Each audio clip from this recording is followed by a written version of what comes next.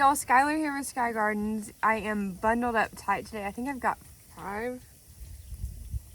only 4 jackets on. Well, 4 layers and a long sleeve shirt underneath here too, because we're getting cold again, which is weird, but also a blessing too. There's supposed to be some major rain with this, so I'm really excited. But anyways, thank y'all so much for joining us today. This is episode 6, I believe, of our In His Creation little segment on YouTube. And let me tell you, this has been a week. And normally I post these on Monday. Today is Thursday. I'm going to get it posted today. But it has just been a week where I've honestly been thinking a lot about what in the world could I even say this week. And even all of last week. Because I was like, well, we had the flowers, we had the harvest, we had everything. Now we're at a different place. The flowers in the tunnel, they're done blooming.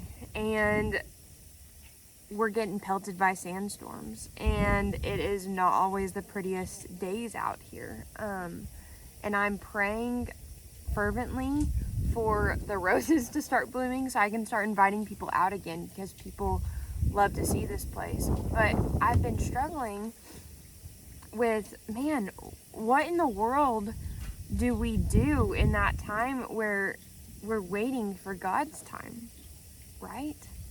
Like, absolutely crazy to even start thinking about, because I'm just sitting here laying back looking. I'm looking out the rose garden right here. The peonies are over there. My hat's in my way right here. We've got a courtyard area right over here. And yes, there are some blooms, and man, I am grateful for them. Thank you, God, for them. But we are not near where we were a week ago. And that's okay.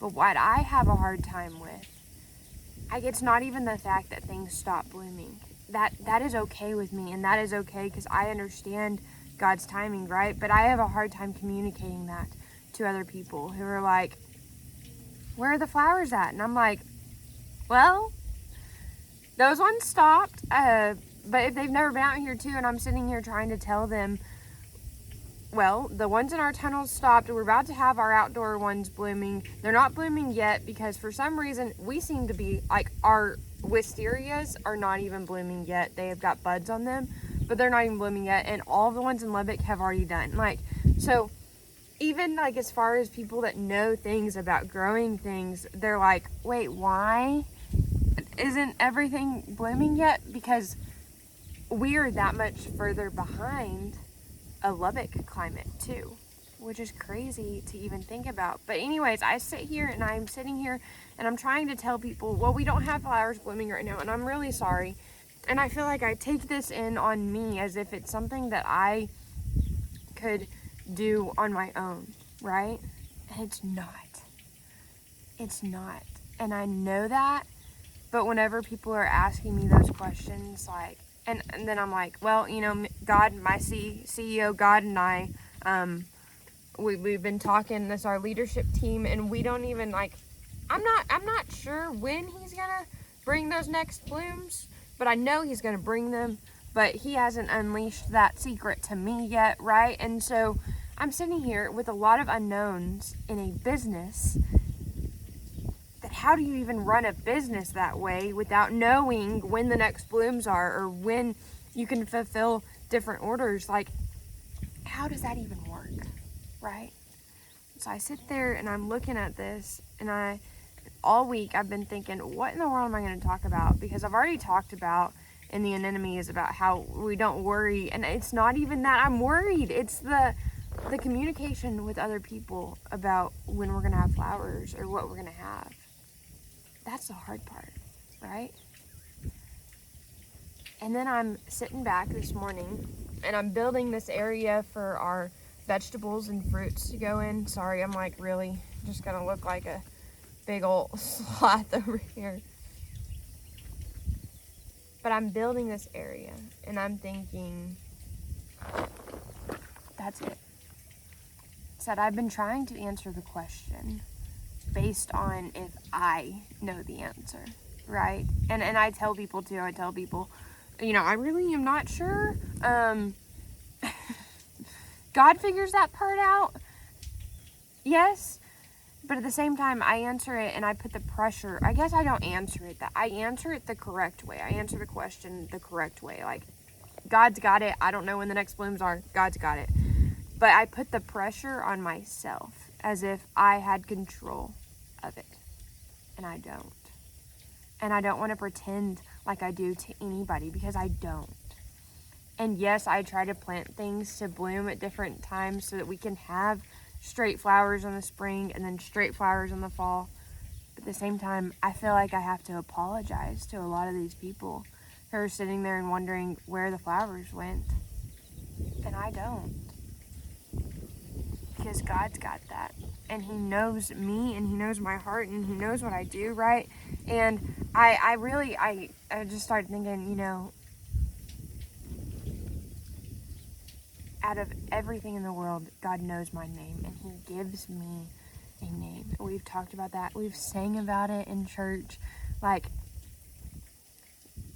God is always saying, hey, Skylar, I'm going to meet you where you're at, yes, but I'm going to give you a new name. And I'm going to fulfill this. And this whole garden, it can't be fulfilled without me. So, Skylar, stop taking it all on yourself, because it's mine. And I feel like that's what God is saying to me. And He's saying, hey, it's okay. Like, it is okay. And like I said, I'm fine with it, really deep down in my heart. And if I didn't have to answer to customers and people that are wanting to come see the gardens, then I feel like I would be very, very content with it all. But I have to answer to these people. And it's like God is just saying in this, Skylar, it's okay. It's okay to not know, and I'm going to take care of you, and I'm going to take care of your business, and I'm going to fulfill all of it, right? So that just made me think of the verse about right here in Isaiah 62. And I'm reading from the Superhero Bible. I don't even know what version this is. Oh, I just lost my other place. We're going to have to go find that here in a minute. But, the NIRV, I guess, which would be maybe the reader version. I'm not an expert. All I know is I got this whenever I was a kid because I loved superheroes, and I think that's all a different story. It's like, what in the world that relates to. But it says on the front of it even, the quest for good over evil. And it's like reading the Bible in a way that is really easy to understand for kids, for one, and for two, just to sit here, it's just straightforward, like, these are the words, right? The Lord says, for the good of Zion I will not keep silent. For Jerusalem's benefit I will not remain quiet. I will not keep silent until its people's godliness shines like the sunrise. And I will not remain quiet until they are saved and shine like a blazing torch. Jerusalem, the nations will see that I have made everything right for you. All of their kings will see your glory. You will be called a new name. I myself will give it to you. He's literally right there saying, this is your new name. I have control of it. And I'm going to take that for you. And I'm going to fulfill this garden, right? Skylar, you are not a loser because you don't know the answer to when you're going to have flowers next. Skylar, you are not incompetent to be a flower farmer. You know, these things that the devil whispers in our heads, and those are the names that stick, right? But God says, no, I'm going to give you a new name. And it is gardener, tender of my garden, keeper of the roses, ranunculus beautifier in the high tunnels. And yes, there is a season for that, right? And so that's the other thing I wanted to talk about with this, is right over here in Ecclesiastes. Don't mind me, I sometimes sing the song in my head. I know all you that went to church your whole life probably did. But Ecclesiastes 3 talks about the fact that there is a time for everything. There is a time for everything that is done on earth. And it goes through this whole list. A time to be born. There's a time to die. There's a time to plant, and there's a time to pull up what is planted. There's a time to kill, there's a time to heal, there's a time to tear down, and a time to build up. There's a time to cry and a time to laugh. There's a time to be sad. There's a time to dance. There's a time to scatter stones. There's a time to gather them. There's a time to hug. There's a time not to hug. There's a time to search. There's a time to stop searching. There's a time to keep and there's a time to throw away. There's a time to tear and there's a time to mend. There's a time to be silent and there's a time to speak. There's a time to love and there's a time to hate. There's a time for war and there's a time for peace. That first part alone, talking about the times for everything, and it makes, God just says, Skylar, no, you are a good gardener. And then I can really lean into this part of there being different seasons and different times and different waiting times, right?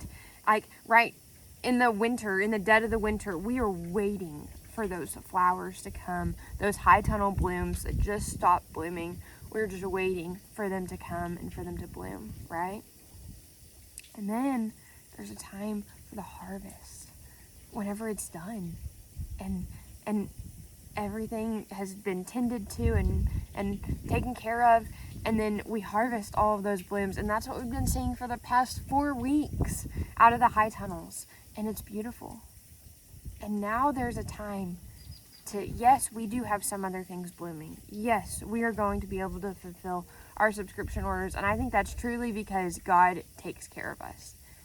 But there is a time to be patient and waiting for these roses to bloom. And there's a time to prep the ground and get it ready for the fall planting, and not to plant yet, because let me tell you, this is something that I struggled with big time, right? Everyone else around me is planting. This reminds me of just life in general, and for me specifically too, because I know some of y'all probably have struggled with this, or you've been in different seasons of life at different times as your friends who are at the exact same place, right? You sit there, you graduate college, everybody's getting married, having that first kid, all that fun stuff. I guess I'm talking about me right now because I'm not married. I've been out of college for 4 years now. I don't have a kid. Everyone else around me, getting married, having kids, they're all younger than me at this point now.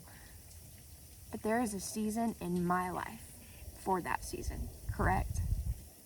And God's going to do it and do all of those things exactly whenever He has it ready for me.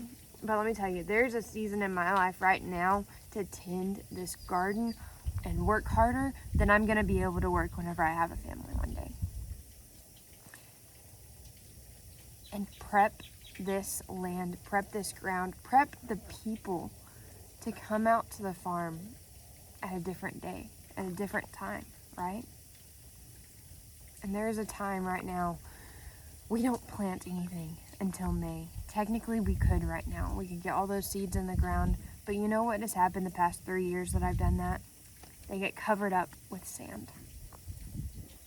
Because that's where we're at right now, right? That is the season that we are in, and so we wait.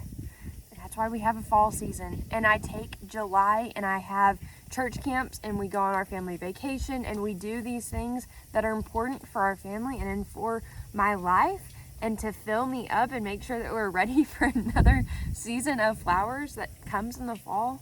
Because man, God made everything to have a season.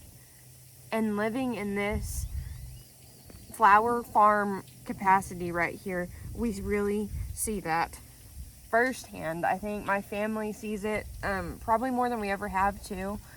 We've always known cotton seasons, but man, this whole flower season thing is just a whole different animal. It's just a whole different animal.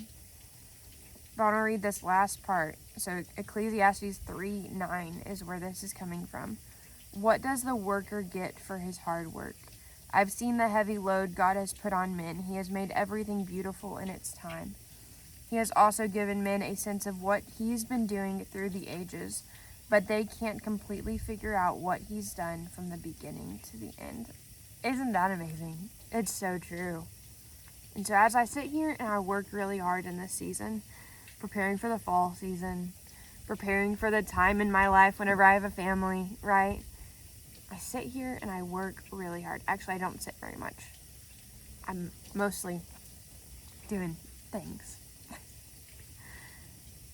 But man, what a blessing it is to be able to work hard in this season.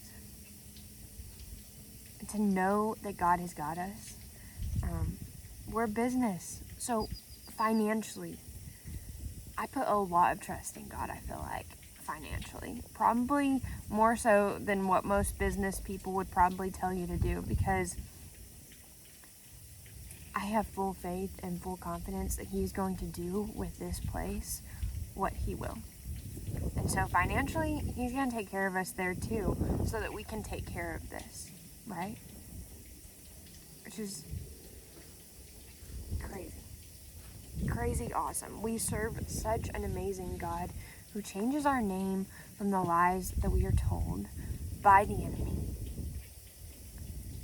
and has a season for each and everything, and that is okay. So I've struggled for the past week about what in the world to talk about, because I didn't want to be depressing, like we don't have flowers anymore. Again, we do have some flowers. So if you're like, Skylar, I didn't think that you had flowers. I didn't want to buy anything from you because I didn't think you had any. We do, and we're going to invite people out to the farm as soon as we possibly can again. So don't take anything business related from our Devo time, because we're sitting here and we're talking about what God is doing here in this garden. And we're not flooded with blooms right now, because that is not this season. And that does not make me anything less, right? And that is what God has been saying to me over this past week, as I'm just thinking about what in the world I'm even going to talk about, because we don't have the roses blooming yet. And this is just seems to be a season of planting and preparing.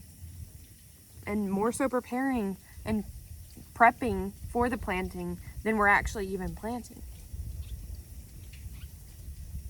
And isn't that neat? It's so cool.